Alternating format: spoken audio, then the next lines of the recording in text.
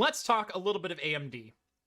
Because AMD went on record earlier this week with what some might see as a controversial topic.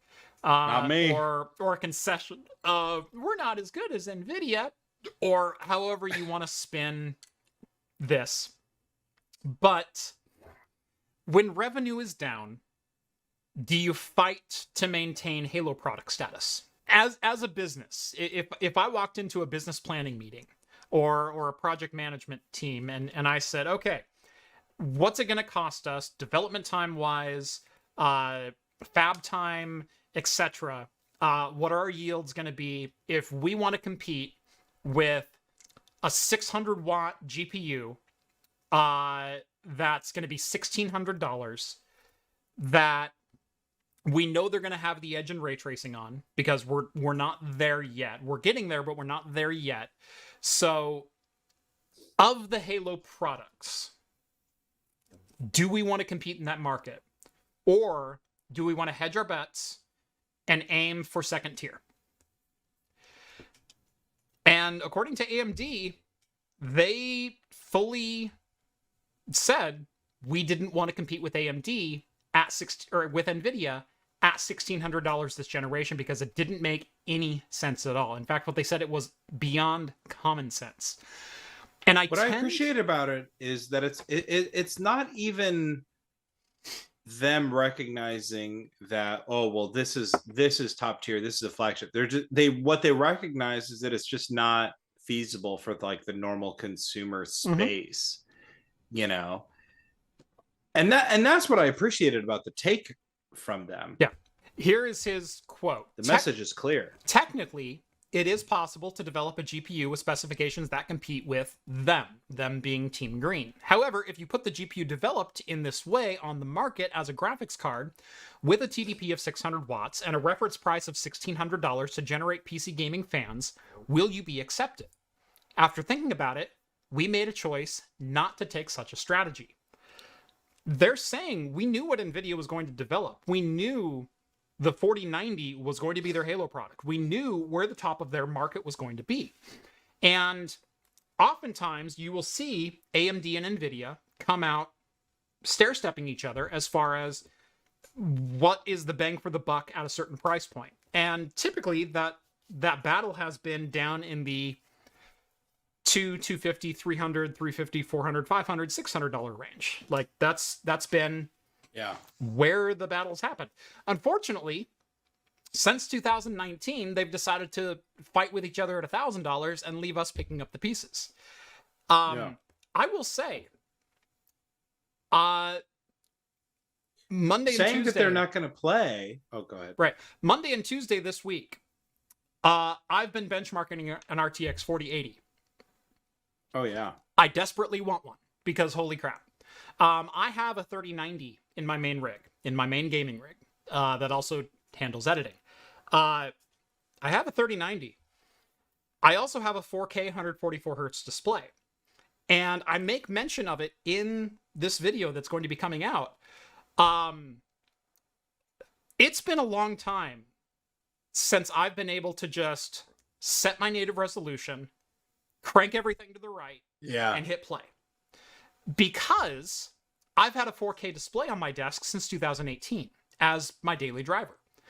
Now, most of the time my daily driver was 60 hertz, but earlier this year, or late last year, I upgraded my 43-inch 4K display to a 43-inch 144 hertz HDR10 4K display, which means I have a little bit of a lust for frame rates now.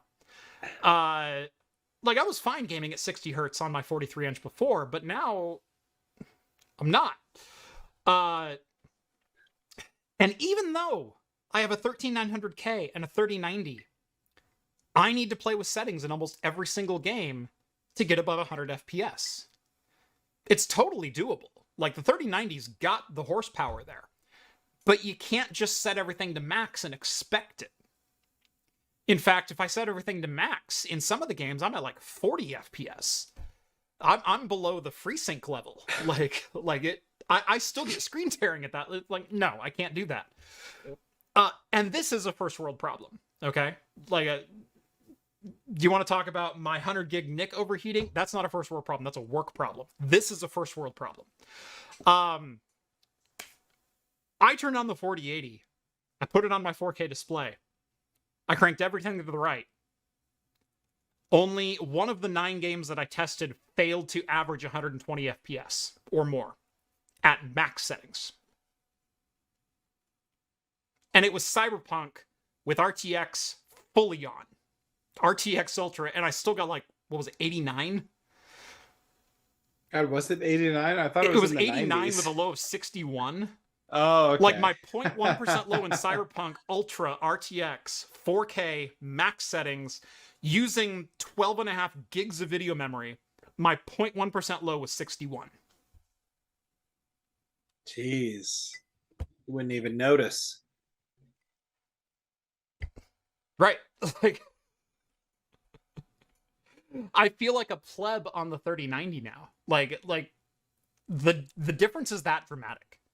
And sounds like a pretty hot and steamy gaming experience, you know. And the powerful thrust of the 4080 just God, ramming it in and out of your gaming that, I've got a 3090 Founders card. It's a thick boy. Oh, it did not prepare thick, me right? for the size of the 4080. You weren't ready? I was not ready. Tell us how many watts that was pulling. 320. Oof. The RTX 4080 was pulling 320 watts. Sounds like a hot boy. The CPU was sitting right around 115. I was still within a 600 watt envelope for total system draw. Go on.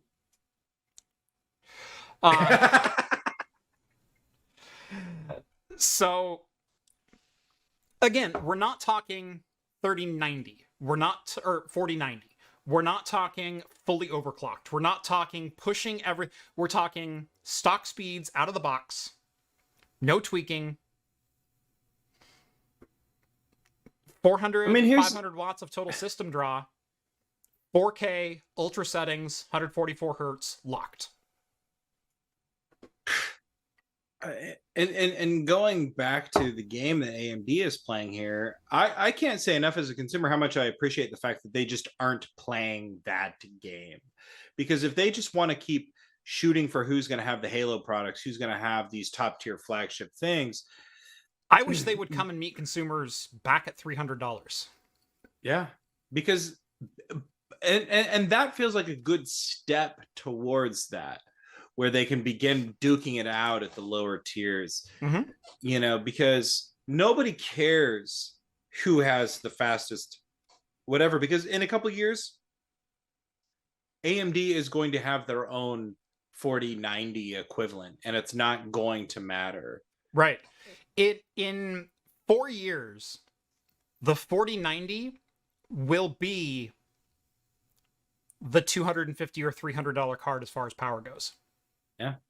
In 4 years, that card will be 4 years old. Just blew my mind. That's what I thought you were going to say for a second. I was like, oh no, dude. We ain't ready for that math. Wait.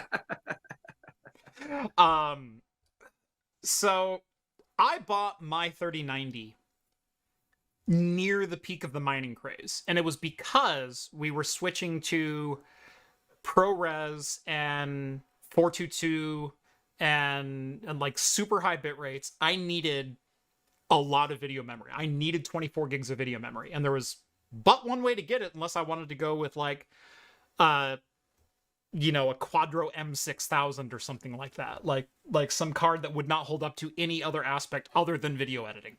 And it was the 3090. If I wanted a new graphics card, originally I bought a 6900 XT because I went, hey, Adobe's going to support that, right? No. So I ended up having to buy both a 6900 XT and an RTX 3090 at peak times. I couldn't get sampled because I wasn't a big enough YouTuber.